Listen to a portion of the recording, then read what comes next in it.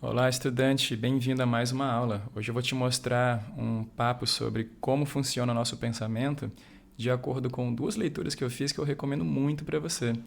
Uma delas é Por que os alunos não gostam da escola, do Daniel Willingham, e a outra é A Árvore do Conhecimento, aqui do Humberto Maturana e do Francisco Varela. Esses dois livros, essas duas obras, eu tive contato ao longo do meu mestrado e achei muito impactante, muito interessante. E daqui eu tirei uma percepção que pode muito ajudar você a entender melhor como funciona o seu pensamento, a sua inteligência e como estudar de acordo com isso. Então, baseado na leitura dessas duas obras, eu vou te mostrar aqui uma percepção que eu tive sobre como funciona o nosso pensamento. Como o pensamento funciona? Se a gente entende como funciona o nosso pensamento, a gente entende como funciona também a nossa percepção de realidade e a nossa aprendizagem. O que eu quero te mostrar aqui é o seguinte: tudo começa nesse quadrante, nesses esquemas. Quando a gente se depara com alguma coisa, com aquilo que a gente vai chamar de realidade, essa realidade é aquilo que consta no nosso ambiente percebido. Esse ambiente percebido, você pode entender que ele é aquilo que está justo à sua frente. Pode ser algo que você está vendo, pode ser um sabor, pode ser algo que você está ouvindo. É qualquer coisa captada pelos seus 5 sentidos. É a realidade. Essencialmente, é a realidade percebida pelos seus 5 sentidos de forma externa e interna. Interna, por exemplo, se você sente uma dor, se você sente algum tipo de desconforto físico. Mas vamos tentar focar na realidade externa ao nosso corpo, aquilo que os nossos 5 sentidos percebem como sendo uma aula, como sendo uma situação, um problema a se resolver, para você atravessar uma rua, para você responder uma questão de prova, para você pensar sobre qualquer coisa. Tudo que faz você pensar parte inicialmente de um ambiente e aí chega a sua memória de trabalho. A sua memória de trabalho, ela basicamente é uma área de processamento consciente da realidade. Ou seja, aquilo que é percebido no ambiente é processado e traduzido pela sua memória de trabalho. Esse processamento dessa memória de trabalho depende também, em parte, da nossa memória de longo prazo. Por exemplo, quando você se depara com uma situação, como, por exemplo, atravessar uma rua, a sua memória de trabalho ela vai buscar na sua memória de longo prazo que tipo de informação você tem sobre atravessar uma rua. Ou seja, você vai olhar para um lado, vai olhar para o outro, vai calcular a velocidade dos carros, vai prestar atenção num semáforo e aí você consegue executar o que você tem que executar. Numa situação de prova, você tem aqui o ambiente percebido, que é a sua prova, é uma questão dessa prova.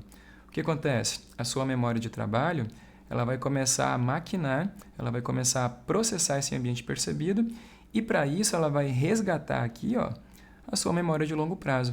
Os fatos que você sabe que podem ajudar no processamento daquela questão que você está tentando resolver.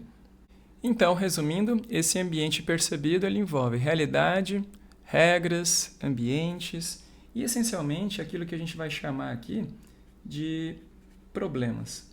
Então, essencialmente, você vai usar isso aqui para resolver problemas. Quando você se depara com um problema, você pensa, certo?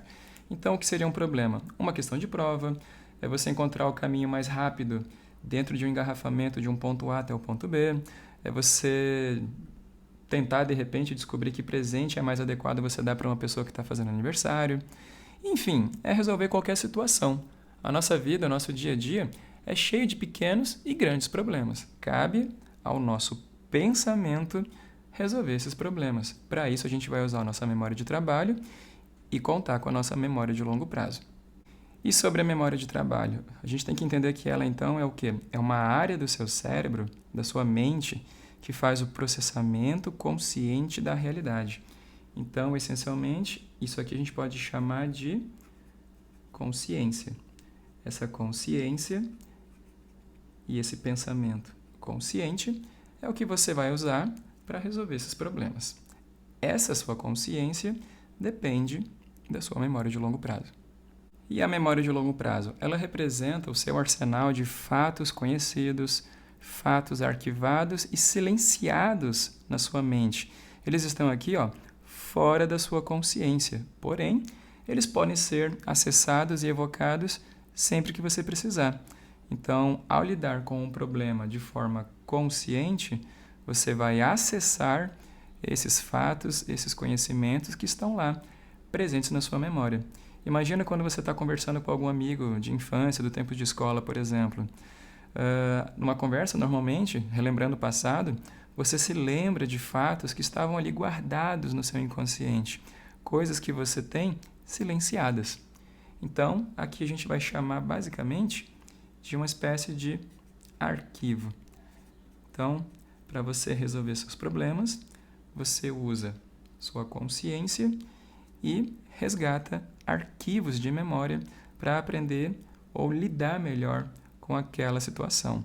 Por isso, inclusive, quando você tem um problema pelo qual você nunca passou, uma situação que é totalmente distinta e fora da sua realidade, é difícil lidar com esse problema, porque você não tem um arquivo, você não tem um ponto de referência, você não sabe o que fazer. E esse pensamento, afinal, o que ele é? O pensamento, ele acontece quando você combina as informações aqui do ambiente e as informações da sua memória de novas maneiras através da sua memória de trabalho. Então, perceba nessas setinhas, o ambiente, ele gera um estímulo na sua memória de trabalho. A memória de longo prazo também gera ali uma setinha, que gera também esse estímulo. Para você acessar essa memória de longo prazo, alguma coisa aqui teve que acontecer no ambiente. Então, o pensamento da gente acontece aqui, na memória de trabalho, pela combinação do ambiente percebido, pelos estímulos, e a ligação disso com a sua memória de longo prazo. Uma outra forma de falar isso e pensar nisso é o seguinte: a gente pode pensar que a nossa memória de trabalho, a nossa consciência, ela gera na gente uma espécie de resposta. Essa resposta, a gente pode também pensar nela como sendo uma conduta. Então, a gente pode também usar esse termo, conduta. A sua conduta, a sua resposta ao ambiente, ela depende do quê? De um estímulo a esse ambiente. Então, quando você se depara com algum tipo de estímulo, ou seja, algum tipo de informação, essa informação gera para você um estímulo que leva você a uma conduta de resposta. Só que para isso, você precisa de quê? Você precisa de um acervo. Esse acervo, ele conta com o quê? Com outras informações. Então, você tem uma informação resgatada no seu acervo que vai ser colocada junto dessa informação que veio como estímulo do ambiente. Então, para que você tenha essa conduta, é preciso que tenha essa interação.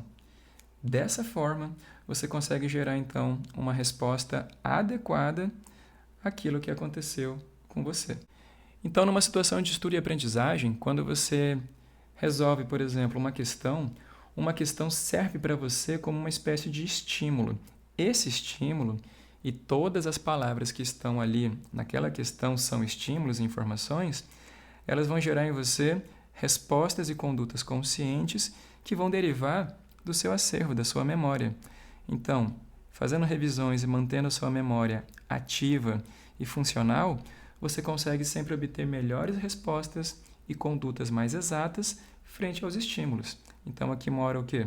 Aqui mora toda a concepção do estudo ativo, do estudo expansivo e da revisão frequente. Uma vez que você faça, por exemplo, exercícios e busque na memória soluções para esses exercícios, você vai trabalhando, treinando e refinando essa resposta. Então, uma forma bem simples de pensar isso é como a gente falou no caso de uma prova. Ao se deparar com uma questão de prova, ou seja, um estímulo, você acessa a sua memória, ou seja, o seu acervo, e combina essas informações, o estímulo e o acervo, através do pensamento, que é a conduta, na tentativa de acertar essa questão. Isso tudo, então, numa situação de prova, mas numa situação de estudo, visando a aprendizagem, você passa pela mesma situação. Ao se deparar com uma palavra, um conceito ou ideia nova, você vai sempre ligar e conectar essa ideia nova ao seu acervo, para daí gerar um pensamento consciente sobre aquilo que você está estudando. Por isso é importante você sempre trabalhar o seu estudo de forma consciente e ativa, gerando pensamentos próprios através do estudo ativo e evitando simplesmente copiar e transcrever material. Se você não pensa sobre o que você está estudando, dificilmente você adquire consciência e principalmente uma conduta ideal para aquilo. Você também, estudando de forma passiva e pouco funcional, provavelmente não vai estimular a sua memória de longo prazo. Então, considerando que esse é o formato do seu pensamento, você deve sempre estudar lembrando dessas 3 situações. Você tem que procurar estímulos que vão afetar o seu acervo e gerar em você uma resposta. Essa resposta, no fim das contas, é a sua aprendizagem.